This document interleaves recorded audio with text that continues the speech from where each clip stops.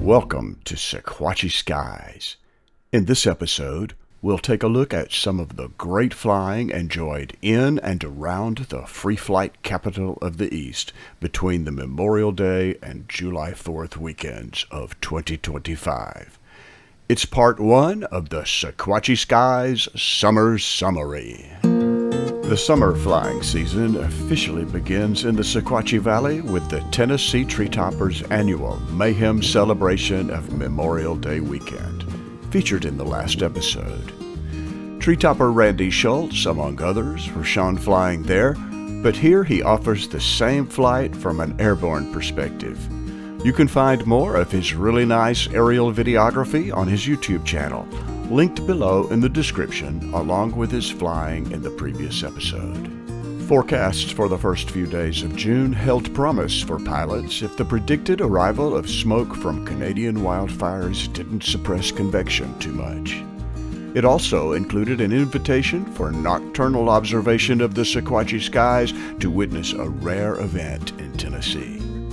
Coronal mass ejections, or solar flares, of rare prominence detected on May 31st suggested that the aurora borealis, or northern lights, would be visible over the next few evenings as far south as Alabama and Georgia.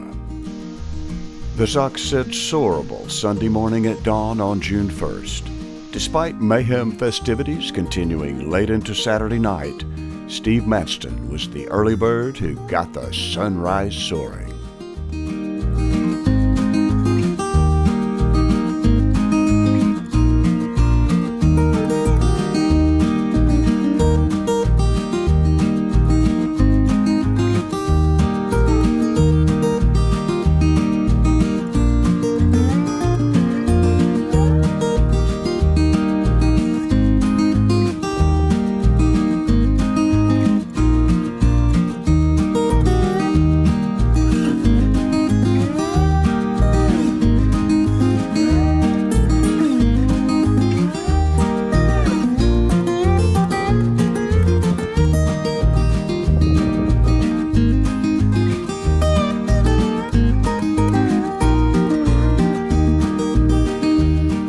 Apparently, it was pretty good all day, judging from the direction of the light in these shots, along with the wide grin, of course. With the Sox suggesting more of the same for the 2nd of June, Steve didn't let late-night observations of northern glowing skies keep him from rising early again on Memorial Day to take advantage of the smooth Monday morning air. Early morning flight. It is not even 6:30 yet.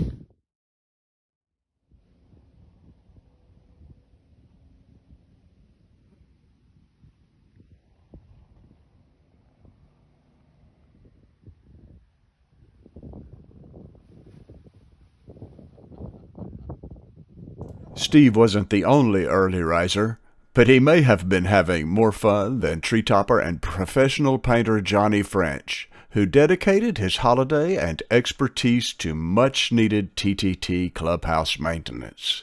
His knowledge, experience, and attention to detail soon had the clubhouse exterior looking better than ever. Also up and at 'em early, Tony Fabizak joined Steve at the Burnside launch for some morning soaring. Tony Fabizak, gonna go get him some, see if he can catch an early morning ride.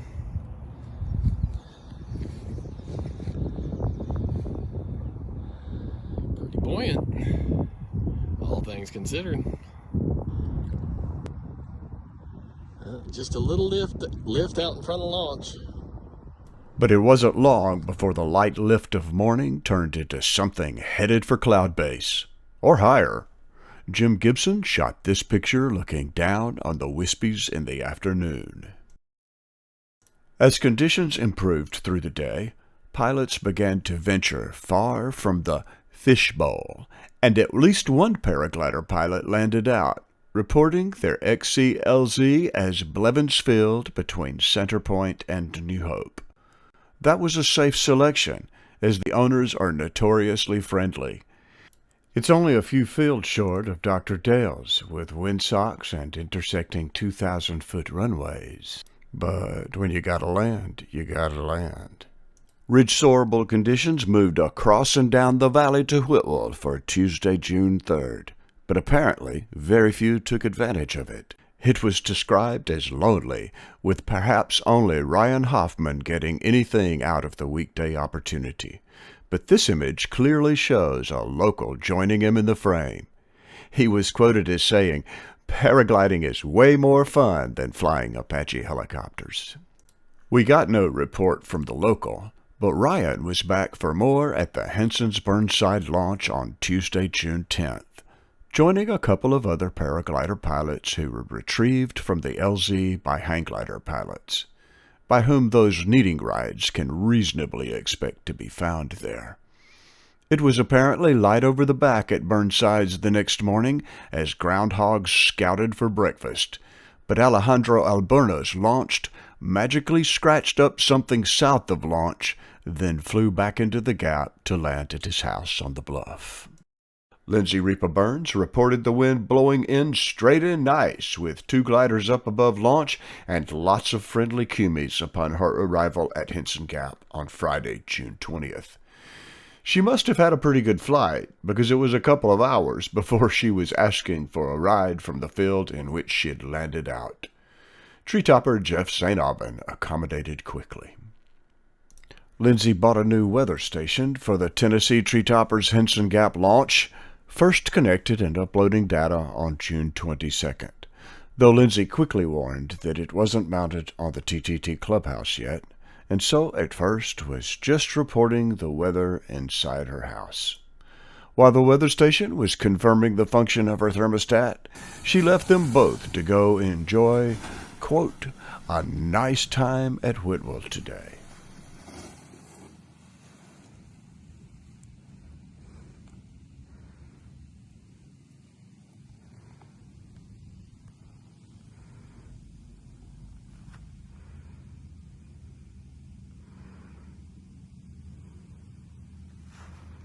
What goes around comes around, and a couple of days later she had the opportunity to drive retrieve for Neil Brunette, who needed a ride after landing in the Davis Loop area of the TTT Henson Gap LZ across the road from Werner's Bowl.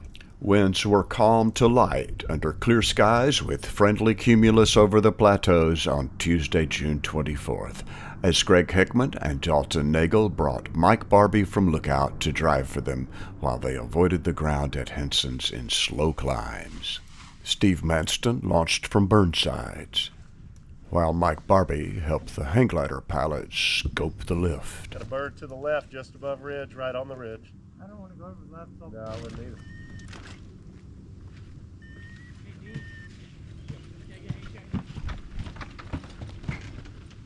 I got it. Red rider's going up. hey, that Straight out. that white jug in Yep. the middle.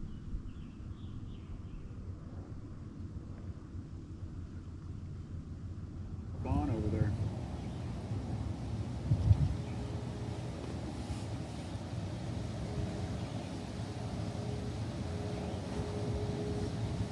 Greg might have something.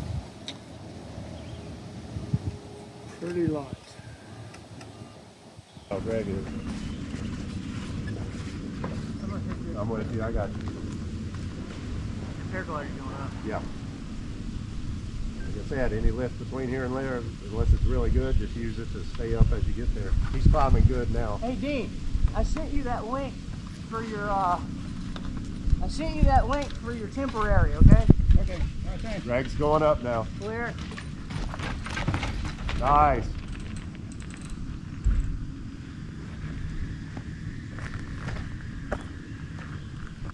There, Dalton's getting in it. Nice. Dalton's in it. Hey, they're all going up now. Neil Brunette arrived later and slammed battens in time to join them. They all played a good game of light lift levitation before finding the LZ.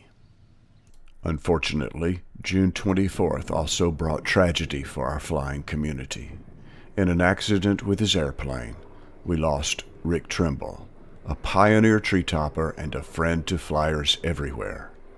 His celebration of life in October, held at his private airfield within a glide of the TTT Henson Gap launch, was a gathering of hundreds of family, friends, and pilots who loved and were loved by him.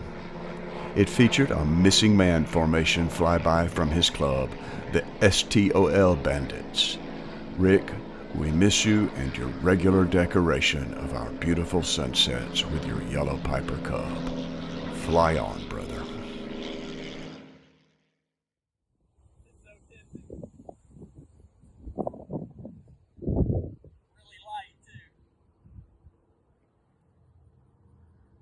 Winds were light northwest on Wednesday, June 25th. By early afternoon, Steve Manston was looking for a ride from his outlanding LZ near Cartwright, about 2/3 of the distance from the Henson's Burnside launch to the Whitwell First Baptist Church LZ.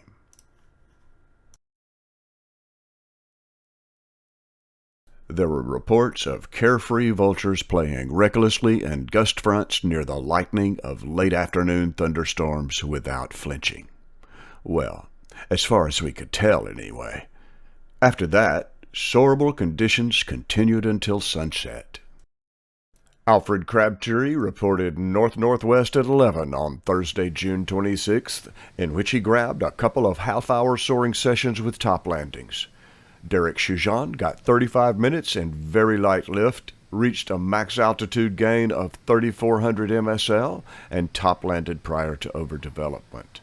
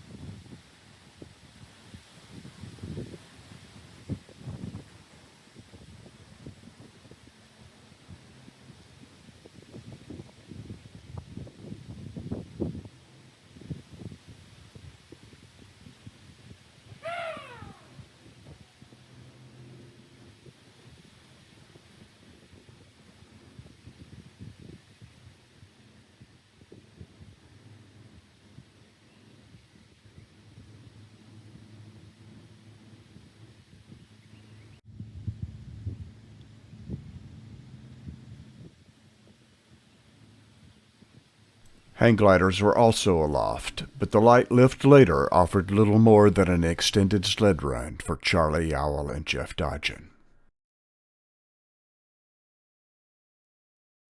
I got a little airtime too on the 26th, but a combination of battery failure and operator error left me with only this to show for it.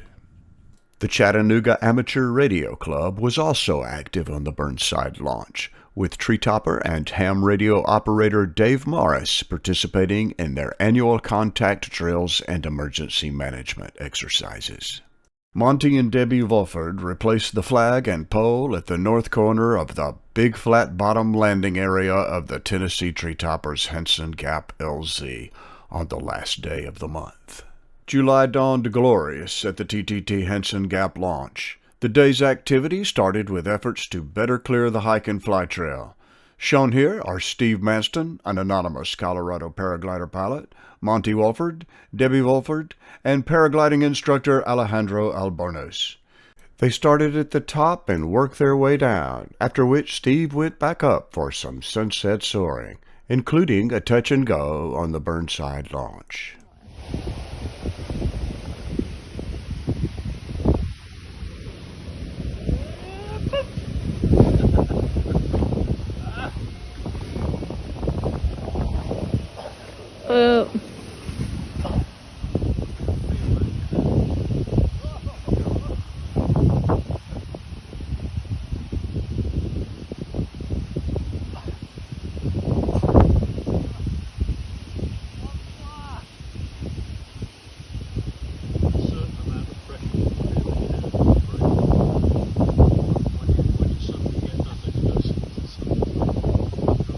Burnside Sock showed soarable again on the morning of Wednesday, July 2nd.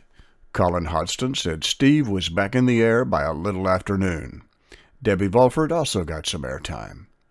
James Stennett was looking for a ride from Lookout to his truck at Henson's by 6 o'clock p.m. He said it was his first time flying over the Chattanooga airspace in a flight to Lookout, which means maintaining at least 4,700 MSL while crossing the circle around Level Field.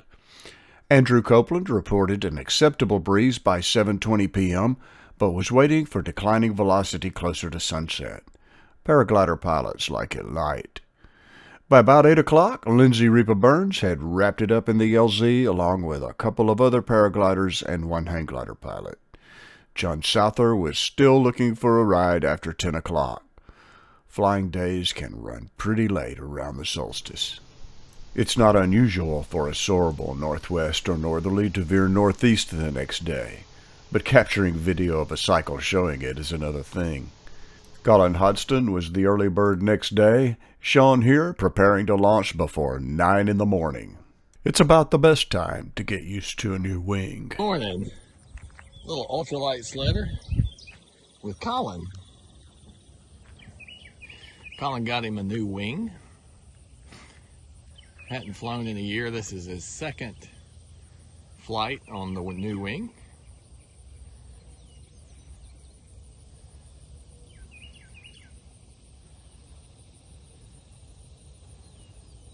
Ooh, that wing's quick.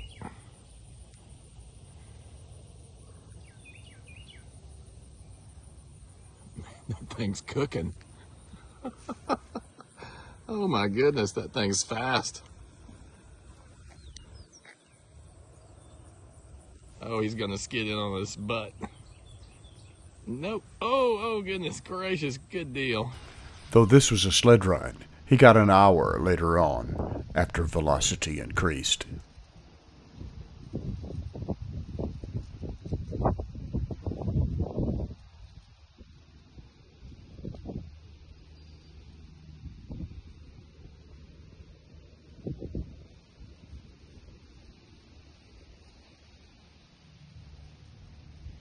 By midday, hang gliders were set up in the shade at Henson's. Greg Vanovsky and Neil Brunette's wings are clearly ready to go, but we hope one of those wings in the background indicates some airtime achieved by a very special tree topper.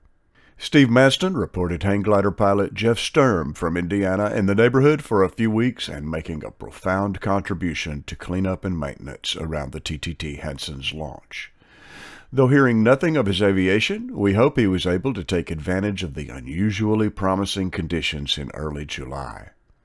Tyler Burns certainly did, but he said he ran out of talent on Thursday the 3rd in his appeal for retrieval from a field at the foot of Inman Point, the end of the ridge before crossing the Tennessee River.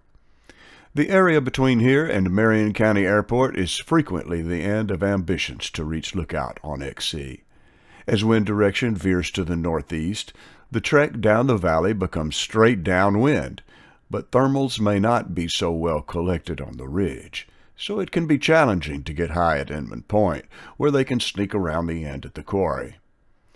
A more successful strategy may be to wait at the Suck Creek Gap, where the more northerly-facing south side may eventually collect an elevator to cloud base and enough altitude to proceed south and stay high while crossing the river.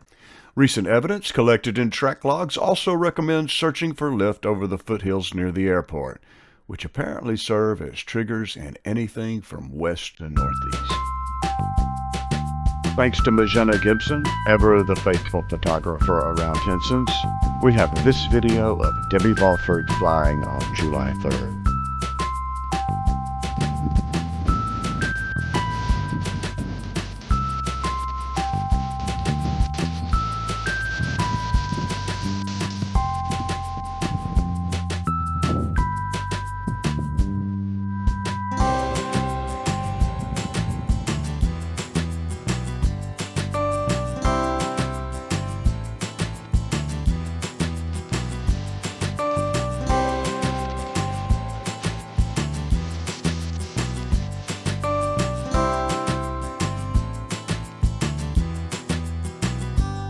A few treetoppers' Independence Day began with preparation of the TTT float for participation in the Dunlap July 4th parade.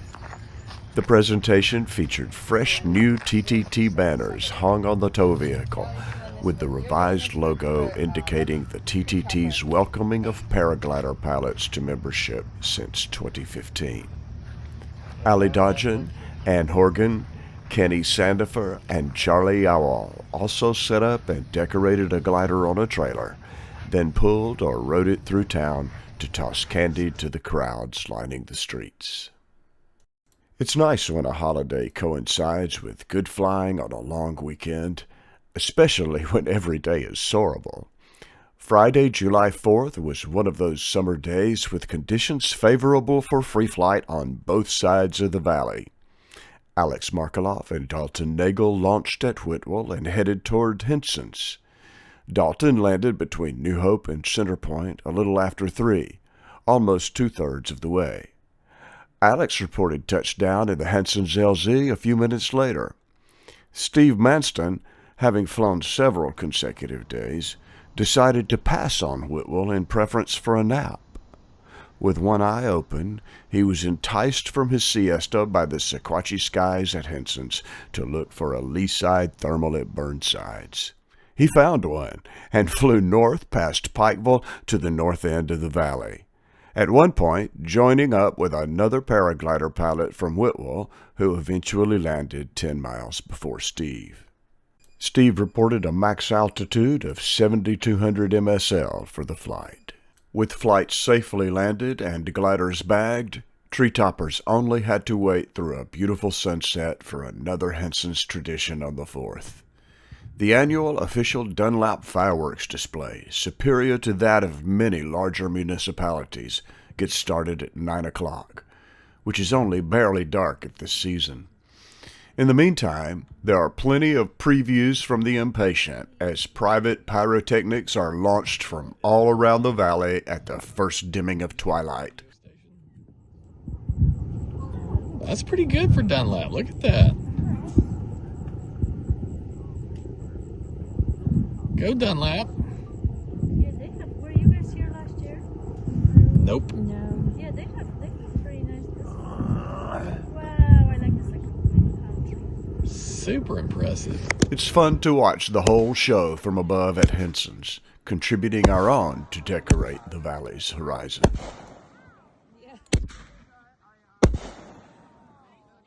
Happy 4th of July from TTT Burnside.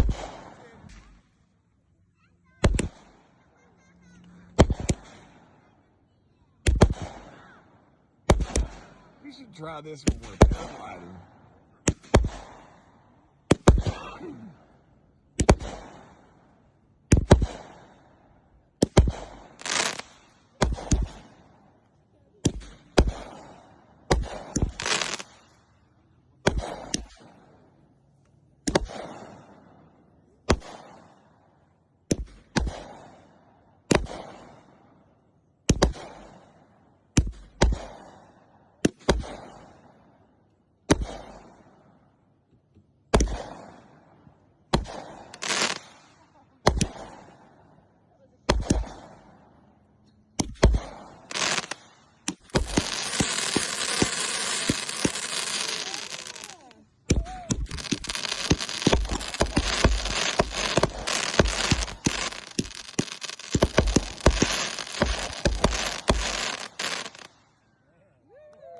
Woo!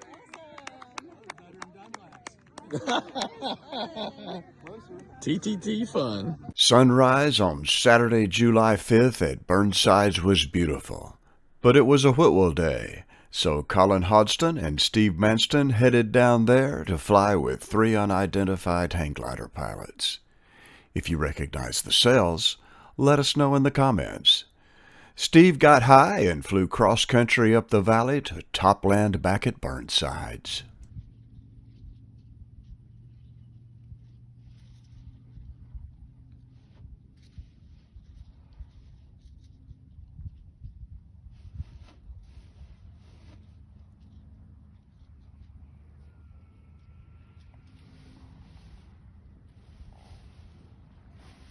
Woohoo! Yeah. Steve Manston reported a less populated sky on Sunday the 6th, as most visiting tree toppers traveled homeward after several straight days of soaring. 9 o'clock, pretty much with nobody out because everybody gave up and left. I don't think I've ever experienced the West Cross Wonder Wind, but this is it. This has been the strangest day. We tried cross country and it blew up. It didn't work. We all sank out. Then we all got up for a little while. Pretty good. And now it's a west wind. Just me and Sean Blaine. Nobody else out. We had a tandem for a little while. We went to Valley and landed. It's just me and Sean. And it's a straight west wind. Weird day.